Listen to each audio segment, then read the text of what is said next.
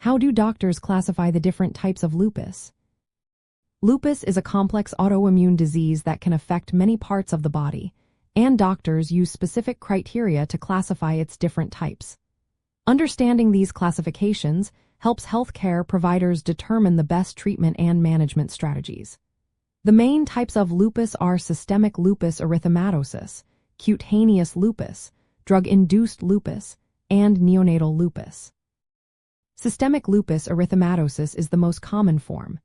It involves multiple organs and systems, including the skin, joints, kidneys, heart, lungs, and nervous system. Doctors diagnose systemic lupus based on a combination of clinical symptoms and laboratory tests. The American College of Rheumatology has established classification criteria that include symptoms like joint pain, skin rashes, kidney problems, and blood abnormalities.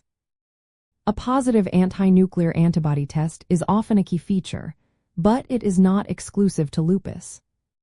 Cutaneous lupus primarily affects the skin. It can present as chronic skin rashes, such as discoid lupus erythematosus, which causes thick, scaly patches often on the face, scalp, or ears.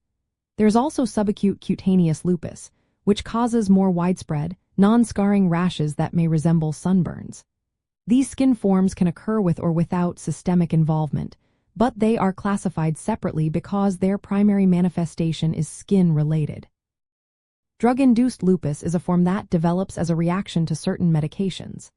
It typically presents with symptoms similar to systemic lupus, such as joint pain and rash, but usually affects only the skin and joints. This type is classified based on the history of medication use, and symptoms often resolve after stopping the offending drug. Common drugs linked to drug-induced lupus include certain antihypertensives, anti-inflammatory drugs, and antibiotics. Neonatal lupus is a rare condition affecting newborns of mothers with lupus or certain autoantibodies. It can cause skin rashes, liver problems, and, in some cases, heart conduction issues like congenital heart block. This type is classified based on the presence of specific autoantibodies in the mother and the clinical features observed in the baby. In summary, doctors classify lupus into these main types based on the pattern of symptoms, organ involvement, and laboratory findings. Each type has distinct features that guide diagnosis and treatment. It is important to remember that lupus can vary greatly from person to person, and proper classification helps tailor the most effective care. If you suspect you have lupus or have been diagnosed, always consult a healthcare professional for personalized advice and management.